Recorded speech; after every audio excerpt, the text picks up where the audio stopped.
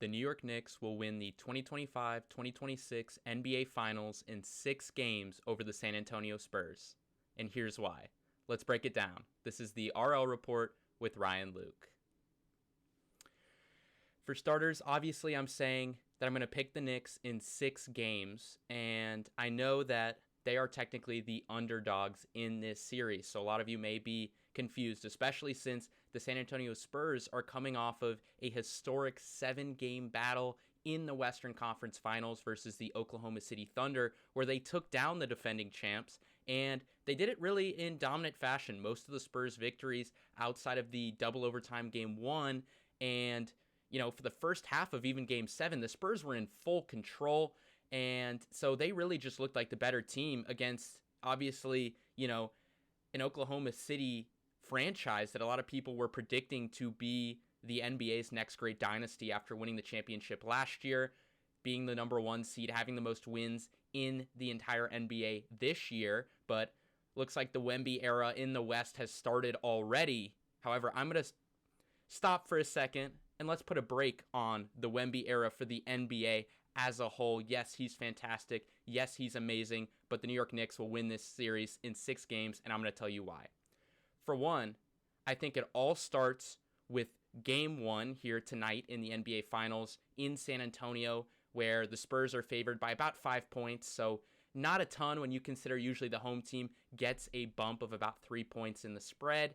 And I want to highlight one thing in particular. Obviously, the Knicks are coming off of a sweep in the Eastern Conference Finals versus the Cleveland Cavaliers. Meanwhile, the Spurs, as I mentioned, did play a very hard-fought 7-game series against Oklahoma City.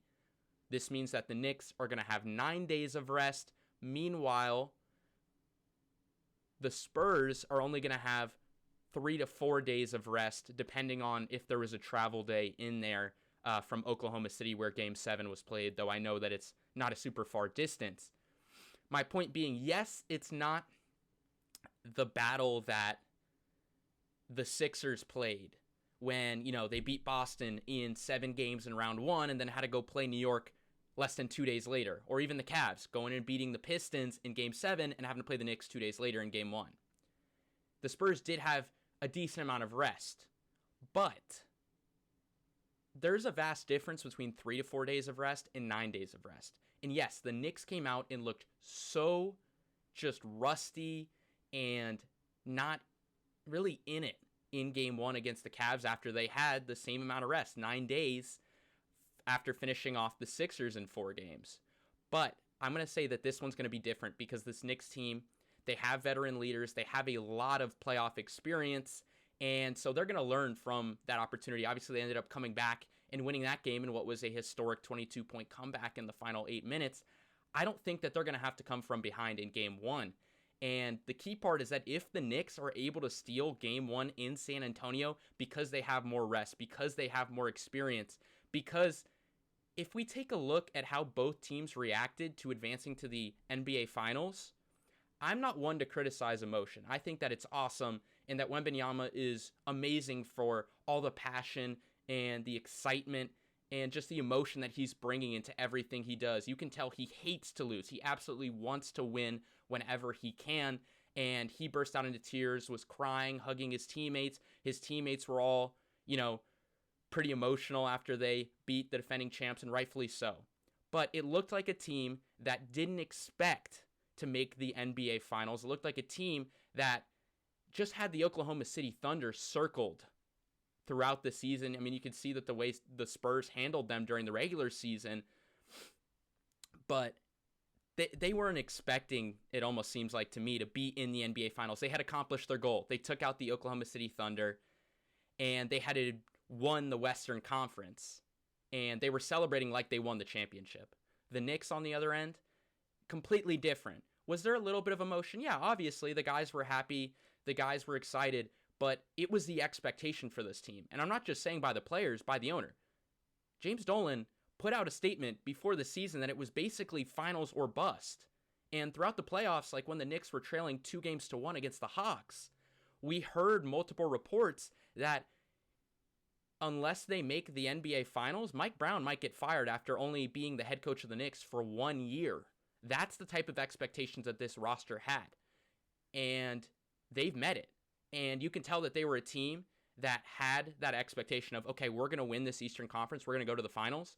And it was very business professional. It was like, what's there to be happy about? If we're going to quote Kobe in his famous post-game speech where he's like, what's there to be happy about? Series isn't over. And so for the Knicks, the job isn't over. They still got to win 4 games, and they recognize that. Yes, they're happy. Yes, they're excited. But their goal wasn't to win the Eastern Conference Finals. In their mind, that is the minimum.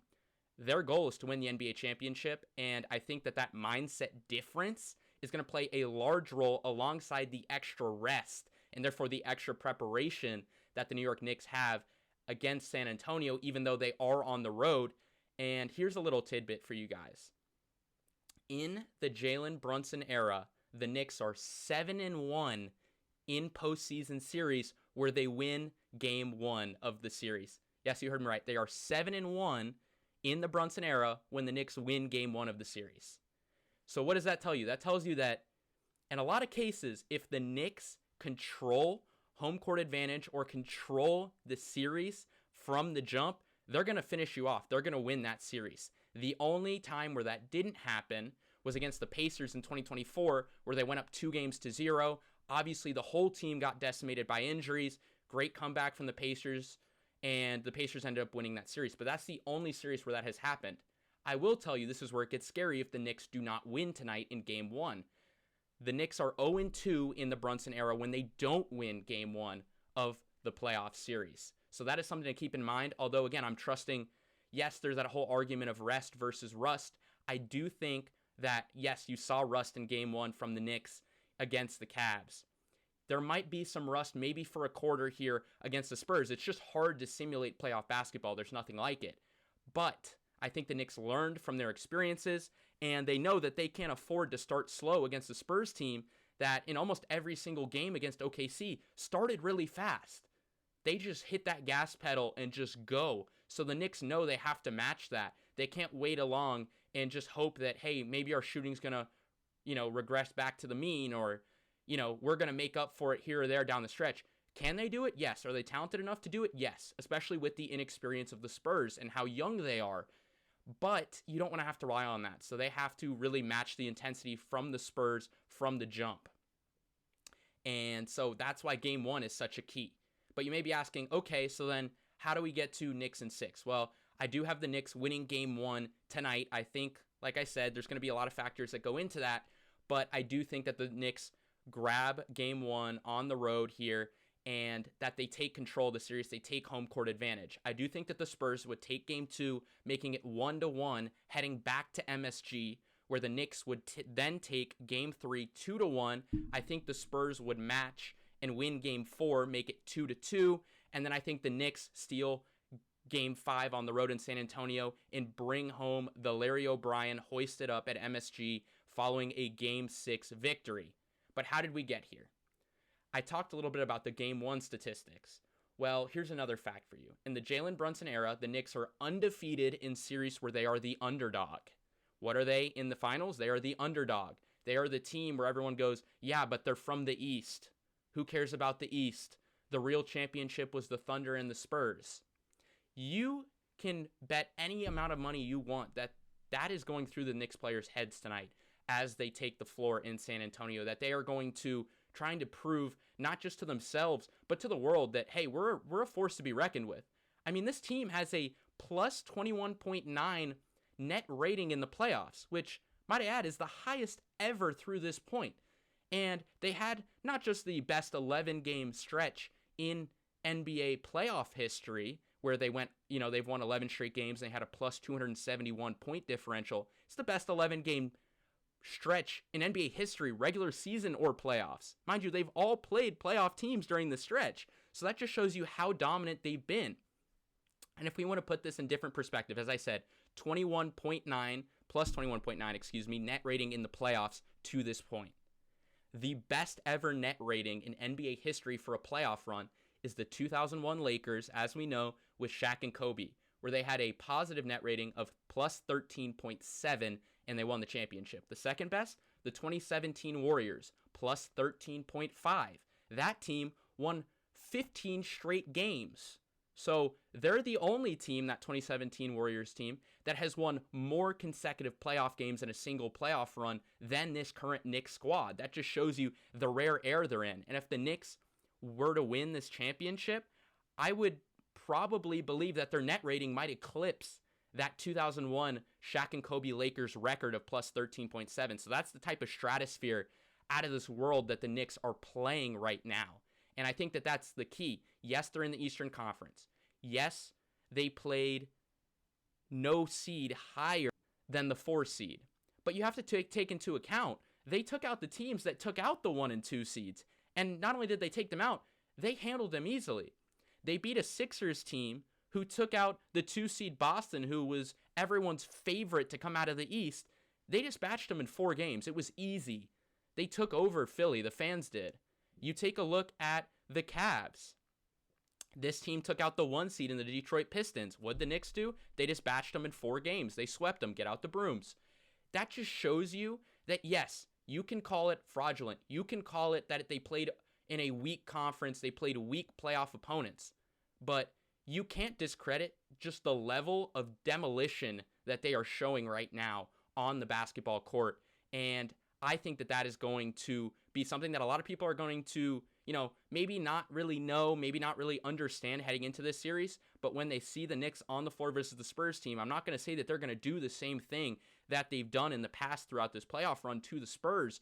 But don't be surprised if the Knicks look very, very good and you're like, okay, this team, maybe they're not as weak, or maybe the East isn't as weak as I think. And if I add on to that, the Knicks are playing this level of basketball, and because of that, they're more rested than the Spurs. The Spurs have played 18 playoff games to this point in the playoff run. The Knicks have only played 14. There's 4 less games there. 18 playoff games isn't a ton heading into the finals, obviously, but it is important to notice that maybe those 4 extra games won't catch up to the Spurs in game 1, 2, or 3.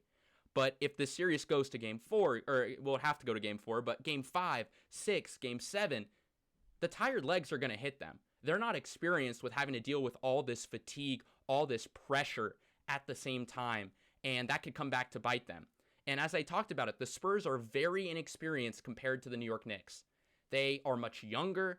They have majority, I think it's 8 out of their top 9 or 8 out of their top 10 in their rotation have played 25 or less career playoff games. Meanwhile, the Knicks, almost their entire rotation has played more than 50 playoff games. That just shows you the vast difference in experience, the vast difference in, understanding for the stage, the moment, how they can fit into that. And something else I want to talk about when we get to specifically how these teams match up. The Knicks, as I said in my last video, they went 2-1 against the Spurs during the regular season. And the 2 victories, one was a 25-point blowout. The Spurs were on the end of a road trip, and the Spurs were on an 11-game win streak. The Knicks blew the doors off of them. It was an early tip-off at MSG, 1 p.m. tip-off. I understand it's tough for a Western Conference team to get up for that because it feels like the morning for them. However, the Knicks still manhandled them. Wemby played 30-plus minutes in that game. The Spurs had everyone available. And not only that, then we saw them play in a playoff-like atmosphere in the NBA Cup Championship in December, and the Knicks won 124-113 on the back of a monstrous Mitchell Robinson game where he had 15 rebounds and 4 points, including 10 offensive rebounds, and just absolutely manhandled Wemby and the Spurs on the glass. And yes, Wembanyama was a little bit limited in minutes. He came off the bench. He only played 25 minutes, I think, roughly in that game. But the Knicks are that's 2 of the games. The only other game that they played, the Knicks lost on the road in San Antonio 134-132. So yes, the Spurs got that victory. But what happened in that game? Julian Champagnie went 11 for 17 from 3, gave the Spurs 36 points, and they barely won that game. Meanwhile, the Knicks didn't have Josh Hart. And you can say whatever you want about Josh Hart. I am confident that he would make up the 2-point difference in that game. And we also have to admit that you have to take the regular season with a grain of salt. But I think it is very important when you consider this that, hey, maybe the Knicks are not as bad of a matchup for the Spurs as people may think, or hey, maybe the Spurs aren't just going to sweep them or gentlemen sweep them like a lot of people are saying, and even, how the betting markets are feeling. And a lot of this has to do with the way that these teams match up. Obviously, no one can guard Wembanyama. Wembanyama, he's an alien. He's special. He's something that this league arguably has never seen before with how skilled he is at his size, how mobile he is, his defensive impact. He's arguably the most impactful defender in league history already by the advanced metrics. But I talked about this a little bit in my last video. The Knicks have a wild card up their sleeve, and that's OG Anunoby. His hamstring appears to be okay. He looked great, very athletic, very explosive in Game 4 against Cleveland. And that's a great sign because there is no better defender in the NBA at guarding Victor Wembanyama than OG Anunoby by the stats. He has held him to the worst percentages, the worst averages of any player that's guarded Wembanyama, 100 possessions or more over the last 3 years that Wembanyama's been in the league. And I think a lot of that has to do with OG is physical enough, he's strong enough in the base that he can move Wembanyama, because obviously Wembanyama's center of gravity is not going to be super great when he's at that height. And also, as we know, he is a beanpole. He's not super strong. So if you have someone that can move him out of the way, that helps. Additionally, OG Anunoby, super long arms, super athletic, meaning he can get as good of a contest on a 7'5" guy as you can get. And also, he has such quick hands that it just makes it tough for Wembanyama. Now, Wembanyama's going to get his buckets, and the Knicks may not even match up OG on Wemby this entire time, or the Spurs may run different coverages to get Wemby away from OG, but that's a card that they can play. Additionally, Mitchell Robinson with the physicality and size. Yes, he has the broken part of his hand, on his shooting hand, might I add. The good thing, he doesn't really shoot the ball ever outside of the free throw line, and he might shoot just as well with one hand as he does, when he's fully healthy. So I'm not too worried about that. They're saying he's ready to go. He's expected to go. And a lot of people think that he can still give the Knicks a lot of production simply because his job is to be a rim protector, a rim runner, set a few screens, pick and roll, lob threat, and also just kill teams on the glass. And he can still do that with 1.5 good hands, or even if his hand is taped up, he can still go up and grab rebounds and be a disruptive force. And he's physical and athletic enough, again, like OG Anunoby, that he can check Victor Wembanyama and make his life a little more difficult. Additionally, with the way that Luke Cornett has struggled primarily throughout the playoffs and how the Spurs have been so much worse without Wemby on the floor and him at the 5, I think that, the potential of the Knicks, if they continue to attack the rim and Karl-Anthony Towns continues to attack the rim, OG, Josh Hart, Jalen Brunson, they can get Wembanyama into foul trouble. And if that happens, Luke Cornett at the 5, that's free eats for the Knicks. And not only is it that, Mitchell Robinson will take his lunch money. He will just absolutely kill him on the glass, offensive and defensive. And that also hurts the Spurs' spacing for a team that's not even a great three-point shooting team as is. Julian Champagnie is an elite shooter. I will give you that. Devin Vassell, fantastic shooter. De'Aaron Fox, okay, decent. I'm not really worried about Stephon Castle or Dylan Harper yet, so from the outside. So if the Knicks can shut off the water for Julian Champagnie, unlike that game where he went 11 for 17 from 3, maybe throw a guy like Deuce McBride on him or a guy like Landry Shamet. Yes, they're smaller than him, but Julian Champagnie isn't as much of a threat to get downhill, to use his physicality, use his size. And so the Knicks could get away with that if they're just constantly harassing him off ball. And if that's the case, the Spurs' spacing becomes horrific. And therefore, the Knicks can pack the paint and make Wemby's job even more difficult. Now, on the offensive end for the Knicks, here is where this can really benefit them. We saw a lot in the Thunder-Spurs series how the Spurs would send 2 at Shai Gilgeous-Alexander, try to get the ball out of his hands in some cases, blitz him, trap him off of ball screens, just try to make anyone else beat them. Now, why was this the case? Well, A.J. Mitchell, who was the secondary scoring option, was hurt, and Jalen Williams was out as well. He was injured, and that's, a guy who came up big for the Thunder in the finals last year and was a big reason why they won the championship last year. So if you're without 2 of your primary scorers, and Chet Holmgren saw a ghost every time he saw Wembanyama, or I should say saw an alien, then it's Shai Gilgeous-Alexander. I'll give credit to Alex Caruso, Jared McCain, but it's those guys and friends. And they just didn't have enough in the tank and enough variation in their offense to really stress out this Spurs defense. The issue for the Spurs is that the Knicks are the complete opposite. They have so many guys that can create their own shot, whether it be Brunson, whether it be Cat. OG has shown it at times. Mikal Bridges has shown it at times. Josh Hart even can be a headache in transition. Landry Shamet, you can't leave him open. You can't leave Deuce McBride open from three. The Knicks are an elite three-point shooting team, shooting at nearly 40% in the playoffs. Therefore, the Spurs can't do what they did to SGA and do that to Brunson by trapping him, because if they do, the Knicks playing 4-on-3 with the way that they pass the ball, might I add, leading the playoffs in assists per game, showing how they share the ball. They are a big motion offense, a ton of cuts, a ton of off-ball screens, a ton of movement. The Knicks will get an open look if the Spurs try that. And you're like, okay, well, Stephon Castle is a good enough defender to slow down Jalen Brunson one-on-one. Yes, Stephon Castle is a fantastic defender. And there will be times where he makes Jalen Brunson's life absolutely hard and horrible. And Jalen Brunson may struggle. But at the end of the day, Brunson is a good enough player that he's going to be able to score. He's going to be able to get his buckets.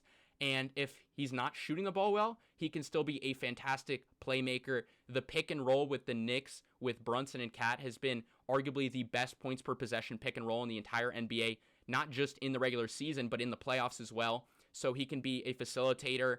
We've seen him off ball a lot more to Jalen Brunson, which makes his job even easier when guarded by a guy like Stephon Castle, because they can run him off of screens to make his job easier, maybe get switches. And also, with Karl-Anthony Towns being such a good three-point shooting player, he stresses the Spurs a lot in transition and stresses Wemby in particular. In the regular season, we saw the Spurs a lot guard Karl-Anthony Towns with guys like Stephon Castle, with Devin Vassell, with, I wouldn't be surprised if maybe Dylan Harper finds himself just because he's 6'5", 6'6" at one point. And Karl-Anthony Towns has to be able to eat that matchup alive, and I'm confident he will. He can be a great floor spacer, meaning he can still keep, the Knicks can run a 5-out the floor and make everyone else's job easier and stretch out Wembanyama as good of a rim protector as he is, make him cover as much ground as possible, tire him out more on the defensive end. Therefore, his offense is going to struggle more, and he's going to settle for more threes, which is exactly what the Knicks are going to want. Additionally, with Cat, if you're going to guard him with a smaller player, he can take him off the dribble. He can shoot over the top of them. And the way that the Knicks have used him as an offensive hub so far in the playoffs has been fantastic. He's averaging over 6 assists per game, and that's huge. And I think that he would pick the Spurs alive with the off-ball movement, because it's very different than anything they've seen from the Thunder. And due to having a smaller player on him, he's going to be able to see right over the defense. It's going to be wide open passing lanes for him, and that's going to be a tremendous threat. Additionally, if the Spurs continue to do that, or if they end up putting Wembanyama on Cat, the rest of the game or throughout this series, the thing with Cat, he's stronger than Wembanyama, and his ability to pull Wembanyama out to the three-point line, as we talked about, his shooting prowess, again, opens up every other driving lane. You're forcing Wembanyama to have to recover so much if he's going to step out and guard Cat. And also with Cat, he loves to shoot a 3 in transition as the trailer.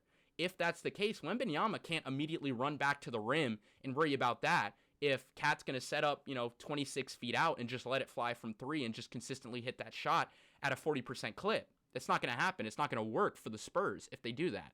And if the Spurs do what they did in the regular season and put Wembanyama on Josh Hart, Hart has shown, like he did in the Cavs series, where if you guard him with a center like Jared Allen, he shot over 41% from 3 in the regular season. So he's shown his ability. Has he struggled much more in the playoffs and been, I believe, in the high 20s? Yes.